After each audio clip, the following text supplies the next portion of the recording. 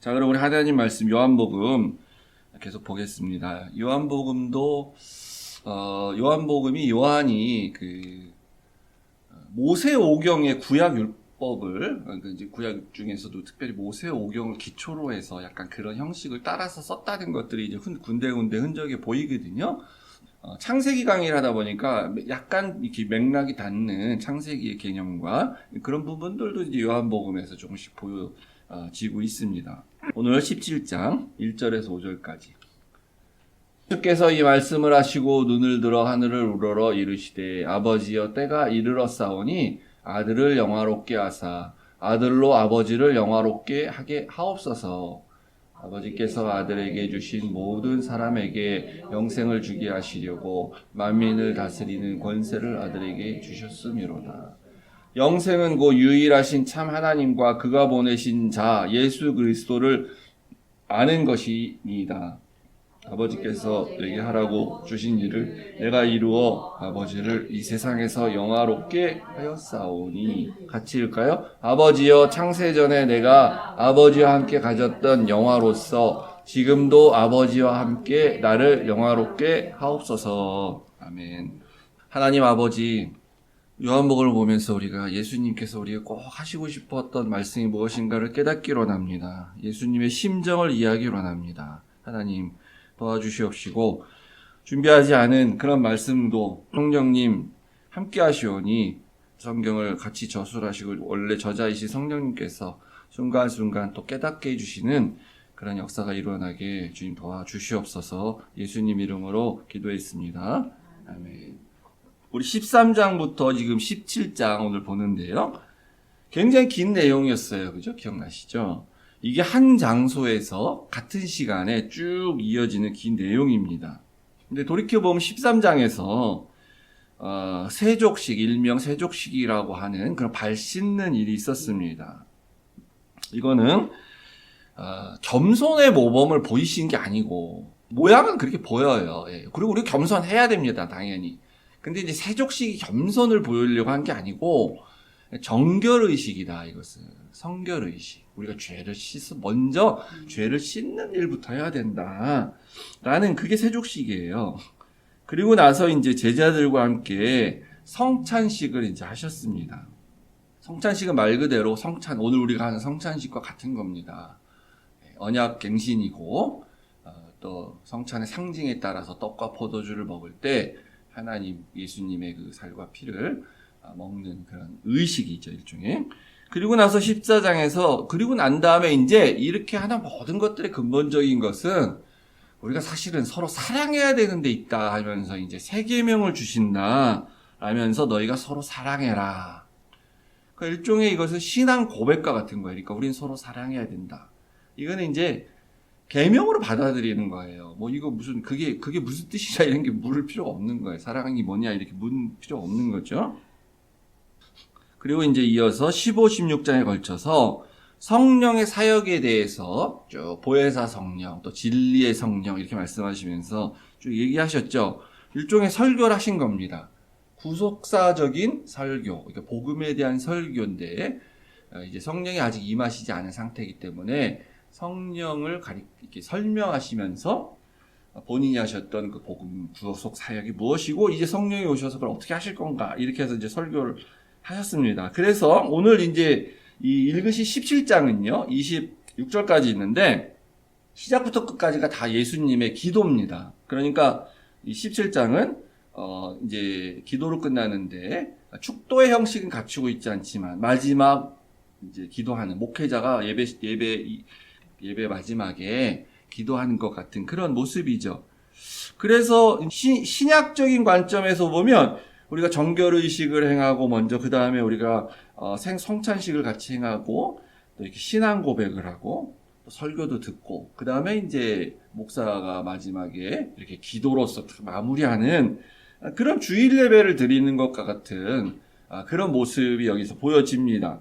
근데 이제 이게 구약적 관점에서는 정확하게 무슨 모습이냐면은 대제사장의 모습이에요.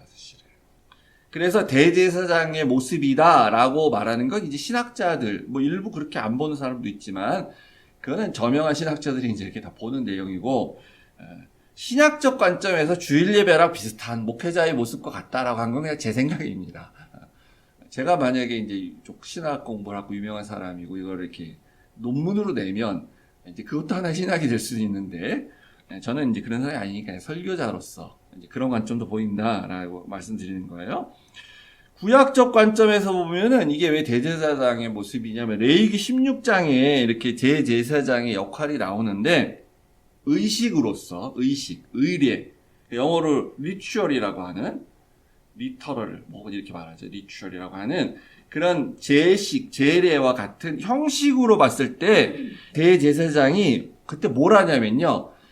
그 희생 제물을 피를 가지고 가서 지성소에 들어가서 먼저 자기 자신의 죄를 속죄를 해야 돼요. 먼저 내가 혹시 죄가 지은 게 있는지. 그 다음에 이제 그 대제사장이 아닌 나머지 제사장들의 죄가 있으면 그걸 하나님 용서해 주세요라고 이렇게 말해야 되는 거예요. 그리고 나서 전체 이스라엘 백성들의 죄가 있으면 하나님 용서해 주세요라고 이렇게 하는 그러한 일종의 기도와 같은 그런 형식을 갖고 이렇게 이걸 행하게 돼 있어요. 우리 다 뒷부분은 이제 다음 주에 볼 거기 때문에 안 읽었는데 요 17장이 딱 그 형식으로 돼 있습니다. 우리가 읽은 이 5절까지가 기도하는 예수님이 자기 자신에 대한 혹은 자기 자신을 위한 기도를 지금 하고 계세요. 그 다음에 6절부터 19절까지가 제자들을 위한 기도를 합니다. 그리고 20절부터 나머지 끝까지가 모든 믿는 사람들을 위한 기도래요. 이게 그러니까 그 대제사장의 모습하고 똑같은 형식인 거죠. 형식적으로도 이제 구약의 대제사장의 역할과 비슷해서 이게 중요하게 우리가 봐야 되지만 이 내용적으로도 보면 중요해요, 진짜. 그래서 유명한 설교자 중에 이미 뭐 돌아가셨고요. 한 100년 전 사람이긴 한데 마틴 로이드 존스라는 영국 목사님이 있는데 이분이 뭐라 그랬냐면 만약에 우리가 뭐 어떻게 하다가 모든 성경이 이게 다 없어져서 하나도 안 남았는데 오직 요한복음 17장만 딱 남았다라고 했을 때 그 요한복음 17장 그 한 장만으로도 우리는 구원받는 게 무엇인지 구원을 어떻게 받을 것인지에 대해서 우리 알 수 있고 우리 구원받을 수 있다. 성경의 핵심 진리가 잘 정말 요약되어 있는 거다라고 이렇게 말할 정도로 그런 말을 하신 적이 있습니다. 3번에 걸쳐서 오늘 이렇게 3주에 걸쳐서 예수님의 기도에 대해서 보려고 합니다. 첫 번째로는 예수님께서 이제 기도의 자세를 조금 보여주고 계세요. 그죠? 약간 중요한 건 물론 아니지만 뭐 당연히 저때 저렇게 했으니까. 그리고 기도의 대상이 무엇인지 보여줍니다. 1절 보시면 예수님이 눈을 들어 하늘을 우러러 이르시되 하면서 기도해요. 그러니까 그 예수님의 그 말씀 중에도 있지만 서기관들이나 바리새인들은 하늘을 들어서 팔 벌려서 기도한다. 그러면서 이제 죄인은 그렇지 않냐 이렇게 말한 적이 있잖아요. 세리들은 그렇게 못한다. 근데 원래 당시에 다 이렇게 기도를 했어요. 일반적인 기도 형태예요.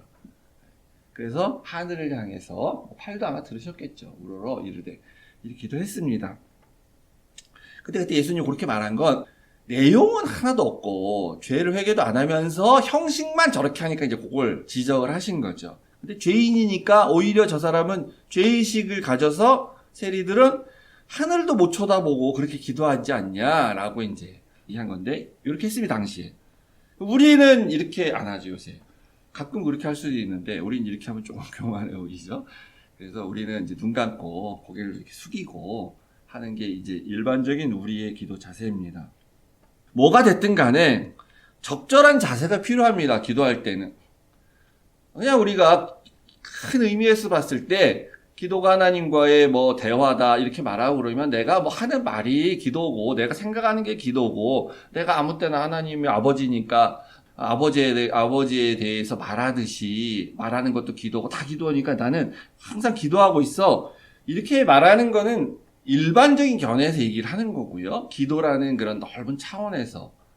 근데 이제 그것도 하지만 우리가 형식에 갖춰져 있는 제대로 자세가 갖춰져 있는 기도를 해야지. 그러면서 모든 생활 속에서 내가 이렇게 기도를 하는 거지. 그런 걸 안 하고 맨날 뭐 그냥 길 가다가 무슨 생각해서 나 기도했어. 누워서 그냥 뭐 이불 속에서 뭐 아예 하나님 아버지 뭐 어쩌고저쩌고 그럼 다 기도했어. 이렇게 하는 건 자세가 안 돼 있는 거죠. 그게 어떻게 기도의 자세가 돼 있겠어요. 기도를 안 했다고까지 내가 말하지 않겠지만 적절하게 가끔은 우리가 기도의 시간이다. 그러면 뭐 시간을 정해놓고 하는 것도 있을 수도 있지만 집에서도 어떤 자세로서 가끔 뭐 우리 권사님 장로님 얘기하시면 집에서 기도하실 때 어떻게 이렇게 기도하신다 이렇게 하시는데 그런 게 좀 필요해요. 무릎 꿇고 앉아서 좀 기도한다든지. 그랬을 때 제대로 된 기도도 나오게 되는 겁니다. 그래서 이제 기도를 이렇게 시작하셨는데 첫 번째 이제 딱 시작하는 말이 아버지요 이렇게 부르고 있습니다. 우리는 이제 하나님 아버지 혹은 아버지 이렇게 할 수도 있고 하나님 아버지 할 수도 있는데 하나님이란 뜻 자체는 제가 이제 창세기 때도 말씀드렸지만 신이여 이런 뜻이에요. 그냥 신이여. 그러니까 예수님은 굳이 성부 하나님한테 신이여 신인 아버지시여 이렇게 말할 필요는 없었겠죠. 아버지여 이렇게 하고 시작을 하는데 우리는 이제 대체적으로 다 이렇게 하니까 그건 참 잘하고 있는 겁니다. 근데 이제 습관적으로 하지 마시고 왜 우리가 아버지라고 하게 되느냐 하는 거는 이제 주기도문 그때 강의 시간에 말씀드렸죠. 참고해 주시고 어쨌든 당시의 이방신들은 아버지라고 부를 수가 없습니다. 그런 차원에서 이게 특별히 구별이 되는 거예요. 우리가 믿는 신을 우리도 아버지라고 부를 수 있다. 또 불러야 된다. 이방신들은 감히 아버지로 부르지를 못했죠. 아버지로 부르고 시작했을 때 이제 그게 진짜 인격적인 대화와 교제가 되는 것입니다. 중요한 거는 우리가 그럼 언제 기도를 하느냐 하는 시기의 문제인데 1절에 이제 보시면 아버지여 부르시고 때가 이르렀사오니 하면서 이제 기도를 하시잖아요. 때가 됐다는 거예요. 때가. 무슨 어떤 때가 됐어요. 그래서 난 지금 기도를 하고 계세요. 그래서 요 때는 어떤 이제 기도할 때가 되었다 이런 뜻일 수도 있는데요. 무슨 일이 앞으로 이제 있을 거기 때문에 기도할 때가 돼서 기도한다 이런 때인데 헬라어에는 시간을 나타내는 단어가 두 가지가 있습니다. 카이로스라고 쓸 때가 있고요. 크로노스라고 쓸 때가 있어요. 근데 똑같은 시간, 타임을 얘기하는데 다른 개념이에요. 근데 가만 생각해 보니까 이거는 어느 나라의 말이 다 있는 것 같아요. 우리 말에도 다 있죠. 영어에도 있을 것 같고 당연히 우리가 시간 이렇게 얘기했을 때 지금 특정한 시간, 지금 2시 23분이야 라고 말하는 그 시간은 그냥 일반적인 시간이에요. 근데 이제 우리가 나의 시간이 있어. 곧 나의 시간이 올 거야. 뭐 이렇게 말할 때 그 시간은 다르죠. 의미가.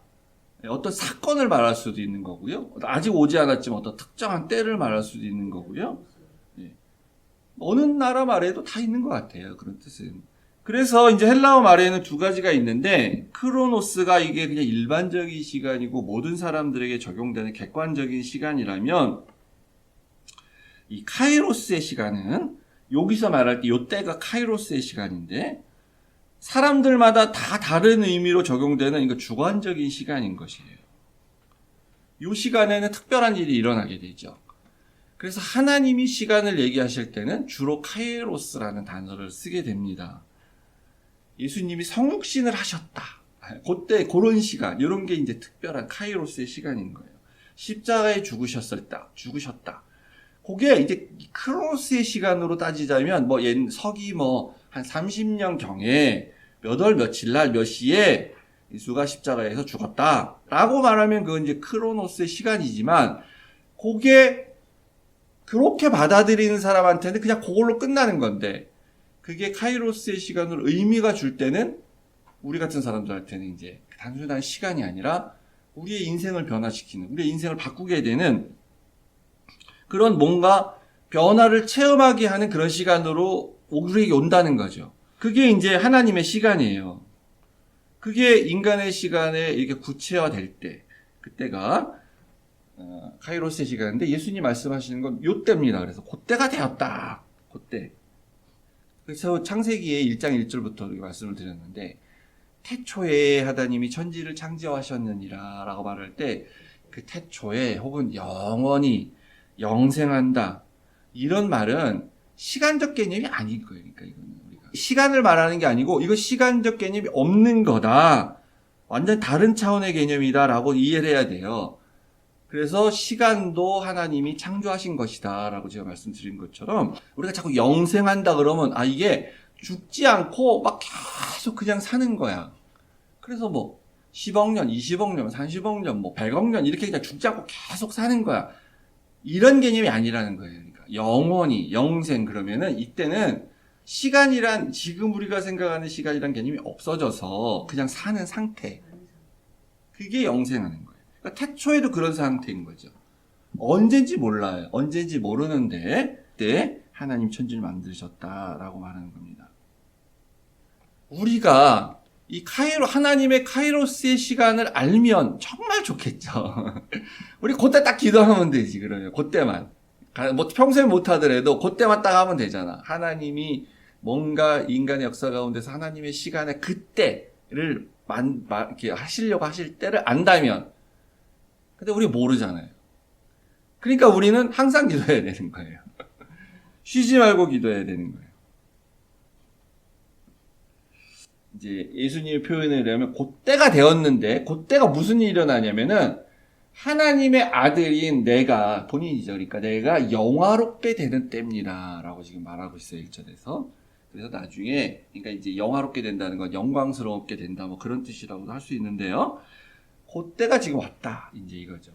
아들인 예수님이 내가 영화롭게 될 때 그때 또 무슨 일이 일어나냐면 나만 영화롭게 되는 게 아니라 하나님 아버지도 영화롭게 된다는 겁니다. 그때가 영광의 때예요. 근데 우리가 이제 쭉 봐와서 알지만 요 영화롭게 되신다고 말할 요 때가 언제입니까? 그 요한복음 7장 29절인가 39절에 보셨을 때 아직 내가 영광을 받지 아니했기 때문에 라고 말씀하시죠. 아직 영광을 받지 않았다. 왜 안 받았냐? 아직 십자가에 죽지 않으셨기 때문에. 근데 요 영광의 때는 언제냐면 십자가의 고난을 받을 때, 그리고 이제 나중에 부활할 때까지 포함이 되는 건데, 그때라는 거예요. 근데 우리가 굉장히 이제 교회에서 잘못 쓰고 있고 잘못 생각하는 것 중에 하나가 뭐냐면은, 이 영광 받으신다는 거에 대해서, 하나님이 영광 받으셔야 돼. 하나님 혼자 영광 다 받으세요. 이런 거 말할 때, 어떤 상황에서 그렇게 말합니까? 내가 성공했을 때. 또는 우리 교회가 성공했을 때.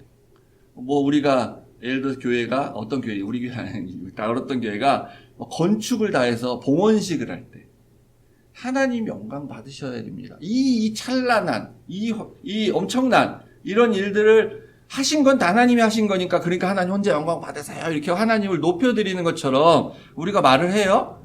그리고 이거 내가 뭐 높은 사람 되고 내가 뭐 이렇게 성공했어. 큰 회사의 CEO가 됐거나 뭐 고위공직자가 됐거나 저는 아무것도 한 게 없습니다. 하나님이 다 해주셔서 이렇게 된 거죠. 그러니까 하나님 영광 받으세요. 하나님 다 영광입니다. 이때 우리가 이렇게 쓰는 걸 알고 있어요. 그럴 수도 있겠지만 근데 이 성경 말씀에 비춰보면 하나님이 원하시는 영광이 아니에요. 그게 뭐 이제 우리 교회 다니는 이런 배우가 이렇게 연말에 시상식 같은 거 할 때 소감 내어 말하면은 가끔 어쩌다가 하나님 아버지께 영광을 돌립니다. 이런 말 하는 사람이 있는데, 그 우리는 막 기분 좋죠. 저 친구 막 교회 다니는 사람이 있어? 신앙 좋네? 저런 데서 말하고. 근데 말 잘못했다. 그다음부터 출연이 안 되는 배우들 사람이 있어요. 그러니까 뭐 종교적인 걸 뭐 그런 데서 꼭 얘기를 할 필요는 없습니다. 뭐 나쁜 건 아니지만, 내가 이렇게 성공한 거 하나님께 영광 돌립니다. 그게 그렇게 좋은 건 아니에요. 오늘 보면. 왜냐하면 지금 그리스도 예수께서 말씀하시는 영광은 성공한 모습이 하나님께 영광을 준다라고 말하는 게 아니에요. 지금 예수님이 영광 받는, 영화롭게 되는 건 어떤 거냐면 십자가에 못 박히시는 거예요. 고난 받는 거. 그거를 할 때, 내가 그거를 순종할 때, 그때 내가 영화롭게 되고, 그래서 하나님께서 나를 부활시킴으로 말미암아 하나님도 영화롭게 받게 되시고 나도 영화롭게 되고. 그래서 뭐 교회 다니는 사람이 대통령 된다고 해갖고 나쁠 건 또 특별히 없지만 좋을 것도 특별히 없고 교회 다니는 우리가 볼 때 특별히 좋은 것도 없고 또 그렇다고 자기가 그거 갖고 막 내세울 것도 없고 막 조심해야 돼요. 우리 장로 대통령 벌써 대한민국에서 2명 나오지 않았습니까? 미국이야 뭐 다 대부분 교회 다니거나 성당 다니죠. 장로 대통령 2명 나왔는데 어떻게 됐어요? 욕만 먹고 이제 그래갖고 오히려 여기 교회 다니는 사람 이렇게 하고 교회가 무슨 하나님이 그래서 영광 받으셨고 무슨 교회가 세상으로부터 칭찬을 받은 게 있습니까? 전혀 연관성이 없다는 거 우리가 알아야 돼요. 영광을 예수님께서 이 영화나 영광을 받는 이유는 뭐냐면은 모든 사람에게 영생을 주게 하시려고 모든 사람에게 영광을 주게 하시려고 그래서 아들인 나에게 권세를 주셨다는 거예요. 예수님이 이 영광스러운 자리에 가는 거, 영화를 받는 거는 그 목적이 뭐냐면 다른 사람을 구원하기 위해서 그렇게 하는 거예요. 그걸 다른 말로 했을 때 영생을 주려고 한다라고 말하고 있습니다. 그러면 이거를 하기 위한 유일한 방법, 그게 뭐냐면 그게 십자가에서 죽는 방법밖에 없는 거예요. 그 외에는 안 돼요. 마귀가 유혹하듯이 세상의 왕으로 등극해서 세상의 왕으로 취임을 해서는 영생을 줄 수가 없어요. 세상의 왕이 되는 게 되게 영광스러운 거잖아요, 사실은. 더 영화로운 거죠. 모든 사람이 얼마나 그 칭송을 하겠습니까? 근데 그 방법으로는 영생을 못 줘요, 사람들한테.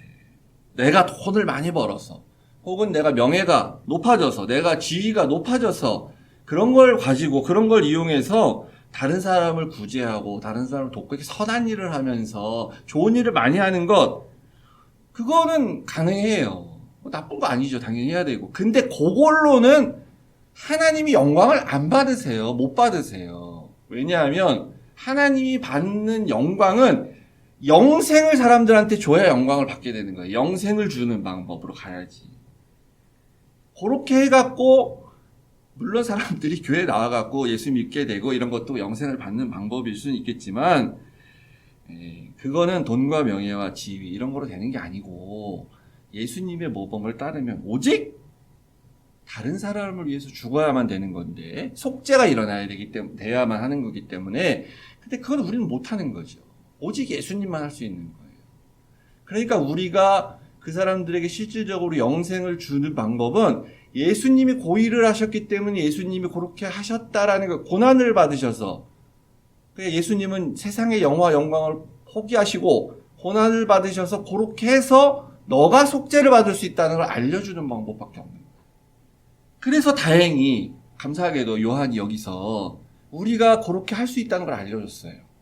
우리는 영생을 실질적으로 일어나게 하는 우리는 못할 수가 없는데 그건 유일하게 예수님만 하시는 건데 근데 그 사람들이 영생을 받게도 할 수 있는 우리가 할 수 있는 방법이 한 가지가 있는데 영생이 뭐냐 그걸 알려줬어요. 그래서 가능해요. 우리 한번 3절 읽어볼까요? 시작. 영생은 곧 유일하신 참 하나님과 그가 보내신 자 예수 그리스도를 아는 것이나이다. 이렇게 딱 정의를 했습니다. 근데 요거 딱 읽으면서 약간 이상하지 않으세요? 우리가 알고 있는 그 성경적인 지식에 의하면 영생은 곧 유일하신 참 하나님과 그가 보내신 자 예수 그리스도를 믿는 것이다. 이렇게 말해야 될 것 같잖아요. 근데 아는 것이라 그랬어요. 예수 그리스도를 아는 것. 그게 영생이라는 거예요. 잘못 쓴 거 아니야, 이거? 성경 필사하다가 이거 잘못한 거 아니야? 이런 생각이 들 정도로. 근데 이제 우리가 그 안다는 걸 잘못 생각해서 그래요. 이게 맞는 거예요. 믿는다고 해도 물론 맞아요. 근데 아는 것이 훨씬 더 포괄적이고 정확한 겁니다. 믿는다고 하는 게 맞긴 맞는데, 그럼 넌 뭐를 믿지? 넌 무엇을 믿는 거야? 그래, 아는 걸 얘기를 해야 돼요. 알아야만 믿을 수 있는 거예요. 그러니까 안다는 말은 우리가 이렇게, 아유, 저 사람은 머리로만 알지, 저거 실천도 안 하고, 이제, 행함은 없고 말이야, 귀신도 안다더라. 근데 귀신이 구원받았어. 귀신도 예수님이 하나님의 아들인 거 알고 이렇게 고백이 아니라 말을 하잖아. 그게 아는 거지. 그러니까 너 같은 사람은 그게 알고만 있지, 귀신처럼. 아는 거를 실천을 안 하고 믿고 고백하지 않고 실천을 안 하면 머리로만 아는 거야. 너 구원 못 받아. 이렇게 우리가 안다는 걸 그렇게만 생각해서 그러는 거예요. 그거 잘못 아는 거죠, 물론. 아까 말씀드린 것처럼 안다고 하면 믿는다고 하면서도 아는 게 없으면 믿을 수 없는 거예요. 우리 권사님도 아멘 하신 것처럼. 그걸 우리가 뭐라 그럽니까? 그런 말을 그런 믿음을 우리는 어떻게 말하냐면 덮어놓고 믿고 있다 이렇게 얘기하는 거예요. 아무것도 모르면서 무조건 믿는다 이렇게 얘기하는 거예요. 근데 이 안다는 게 우리 말도 그런 똑같은 뜻이 있어요.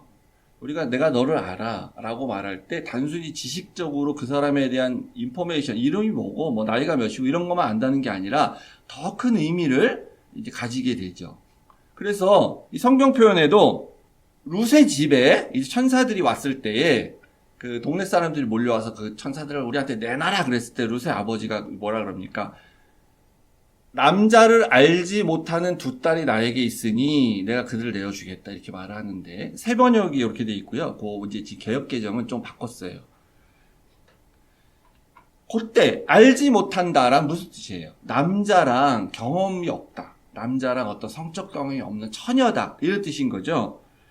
그렇게 쓰는 것처럼 히브리어도 그렇게 씁니다. 요 알다라는 거를 체험한 것을 알다라고 말을 해요. 체험한 거.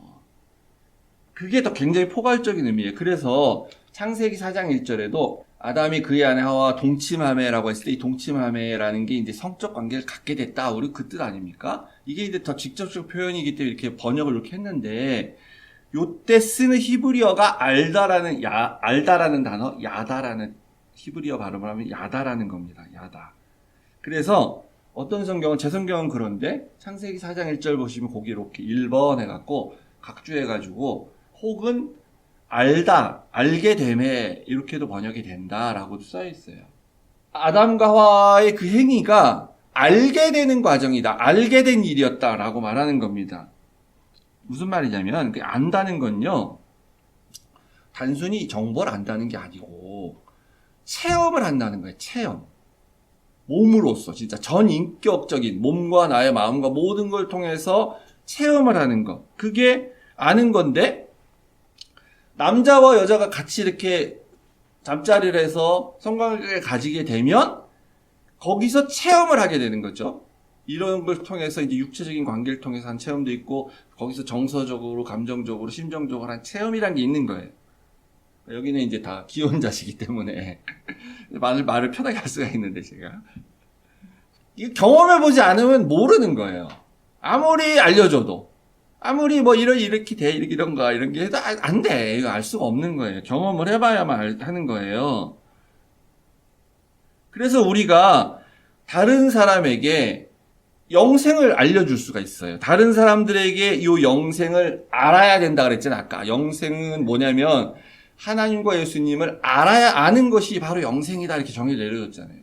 그래서 하나님과 예수님을 알게 해주는 거는 우리가 할 수 있어요. 그럼 그 사람에게 우리가 영생의 그런 길을 주게 되는 거예요. 직접 가르쳐 줄 수도 있고요. 내가 좀 성경적인 지식이 있고 그러면 그 아는 것, 하나님과 예수님에 대해서 알려주면 되죠. 그게 그럼 영생을 주는 거예요. 그게 직접 잘 가르쳐 주면 될 수도 있고요. 근데 이제 이건 좀 부담스러운 거고요. 사실 목사들이 아닌 이상 또 이렇게 알리는 수준에서도 가능한 거죠. 이런 게 있다. 이렇게 뭔가. 그래서 이게 좀 무슨 창세기 성경 것도 광고하는 것 같이 들리는데 이게 이제 광고가 아니고 그러니까 이렇게 우주 만물을 하나님 창조하신 하나님의 오묘한 섭리가 이렇게 얘기가 되고 있네. 여기 와서 들어라. 이렇게 이거 알려줘야 그래 되는 거야. 그래야 알게 돼. 그래 알아야 영생을 얻을 수가 있어요. 근데 그 아는 거는 머리로만 아는 게 아니어야 되는 거야. 그러니까 그때 아는 건 뭐가 되겠어요? 아까 창세기 요 말씀처럼 아담과 하와가 서로 알았다 했을 때 체험하는 것. 그러니까 우리가 예수님 알았다. 그러면 예수님과 내가 체험하는 한 몸이 되는 합일이 되는 것 같은 내가 하나님과 합일이 되는 것 같은 그런 느낌과 감동인 거죠.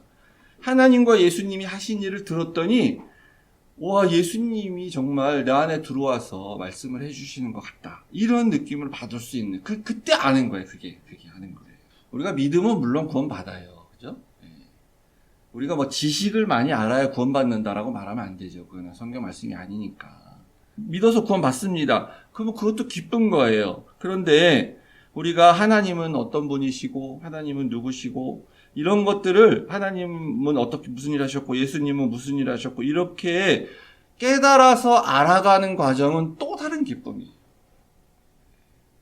지적 욕구가 뭐 특별히 많은 사람은 더 할 수도 있겠지만 모든 사람은 다 기쁨을 누리게 됩니다. 아무리 공부하기 싫은 사람이라 할지라도 이거 공부가 아니거든요. 우리가 학교 다닐 때 공부하기 싫었어도 하나님이 나타나셔서 하나님이 어떤 분인지 알려주는 건 그 공부가 아니잖아요. 그건 사실은 하나님을 만나는, 하나님을 체험하는 경험이잖아요. 그러니까 이거는 새로운 차원의 기쁨이죠. 깨닫고 알아간다는 것. 새로운 차원의 기쁨. 그러니까 나는 살기도 바쁘고, 이렇게 바쁘고 힘든데, 믿으면 구원받는다 그러잖아. 그러니까 나 믿어. 그리고 천국 가면은 그때 하나님이 다 자세하게 알려주시겠지. 이러면서, 미리 알아서 뭐 하겠어. 천국 가서 알지. 여기서 우리가 이렇게 넷플릭스 보면서 막 이렇게 쭉 아는 것처럼 천국 가면은 쫙 보여주시든지, 아니면 그냥 나에게 이렇게 지식을 쫙 다 주셔가지고, AI처럼, 그렇게 해주시겠지. 꼭 지금 알아야 돼? 이렇게 말할 수도 있지 모르겠는데, 근데 안 가르쳐 주실지도 모르잖아요. 다 알고 왔다고 생각해서. 또, 그럼 천국 갈 수가 있을까, 혹시? 그런 마음으로. 아는 게 아무것도 없는데, 아까의 말씀을 보면, 아는 게 없으면 영생을 못 얻는데, 믿는다는 것도 그거는 정확한 것이 아닐 수 있는데, 천국은 갈 수나 있을지. 그런 생각이 든다는 거죠. 그래서 우리가 성경 좀 읽어서 많이 안다고, 그거 갖고 안다고 하면 안 돼요. 나 그래서 아는 거야. 나 하나님 예수님 알아. 그런 게 아니고요. 성경을 다 공부했더니 나는 이것도 알고 저것도 이게 아니라 내가 성경을 공부하고 났더니 내가 하나님과 좀 한 몸이 되는 것 같은 느낌을 받아. 감동이 있어. 예수님에게 이렇게 뭔가 빙의 된 것 같은 그런 느낌이 있어. 예수님이 왜 이런 말씀을 하셨을까? 요한복음을 보면서 공부를 했더니 예수님 정말 이래서 이렇게 말을 했구나. 이런 느낌이 있고 감동이 있고 그게 아는 거예요. 그러면 죽어도 후회가 없는 거죠. 여한이 없고. 천국의 비밀을 다 알았으니까. 기쁨이 넘치니까. 이게 이제 언제 죽어도 상관이 없다. 이 목사라고 다 잘 아는 거 아니잖아요. 다 이미 아시다시피 공부 많이 하신 목사님들도 있고 그런 분들 더 많이 알겠죠. 근데 이제 어쨌든 제가 목사가 이렇게 생각해봐요. 목사가 안 됐으면 제가 이런 걸 어떻게 알겠어요? 직장 생활하면서 바빠 죽겠는데 어떻게 알겠어?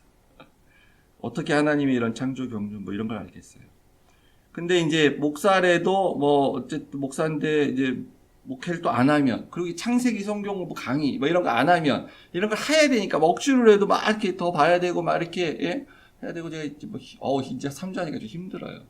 어제 우리 사모님도 오늘이 주일이야 토요일인가 이러면서 이제 토요일도 교회 가고 주일도 교회 가고 그러니까 헷갈리고 저도 같이 어떨 때는 어제도 좀 그랬는데 토요일 날 아침 딱 벌떡 일어나가지고 오늘 교회에 가야 되잖아요. 성경 공부하러. 근데 그게 아니라, 2시까지 가면 되지. 착하게 이렇게 생각하기가. 그래서 힘들어요. 몸도 그렇고. 근데 이제 이렇게 안 하면 어떻게 알겠습니까? 그래도 이렇게 하고, 그러니까, 그나마 이렇게 성경 하니까, 이렇게 하나님의 이런 우주적인 구원 계획, 이런 것도 알고, 감동하고, 하나님과 한 몸이 되는 그런 기쁨이 있고, 그리고 이제 그걸 생각하니까 비록 내가 고난 가운데 있다 할지라도 예수님처럼 그 영화로움, 그 고난은 십자가의 길인데 그래도 그 뒤에 주님께서 하나님이 혹은 주시는 영광이 있는 거지. 그걸 제가 믿는 거예요. 그래서 이게 예수님 이제 거의 이제 이거 말씀하시고 잡혀가세요. 그죠? 예수님이. 그러니까 이제 거의 실질적 공식적으로 하시는 마지막 기도면서 마지막 메시지인데 우리도 우리 생애에 마지막 기도가 있다면 무엇을 해야 될까? 내가 내 생애의 마지막 기도를 한다면 무엇을 할 것인가? 미리미리 생각하고 우리가 좀 준비할 필요가 있다고 생각이 듭니다. 우리도 예수님의 모범을 따라서 하나님 아버지 저를 영화롭게 하시고 그리고 또 저로 인하여서 아버지도 영화롭게 하시옵소서. 감사합니다. 제가 깨닫게 하시니 감사합니다. 제가 이것을 알게 하시니 감사합니다. 이러면서 이제 마지막 기도를 드리고 천국에 가야 되지 않을까 이런 생각이 됩니다. 우리 성도님들 모두 이렇게 아는 그런 기쁨을 누리시길 주의를 축복합니다. 예수의 피를 힘입어 우리 주의 보좌로 나아가는 것 그것도 다 알기 때문에 이렇게 나갈 수 있는 거죠. 아까 드렸던 찬양 다시 같이 한번 드리고 기도하고 마치겠습니다.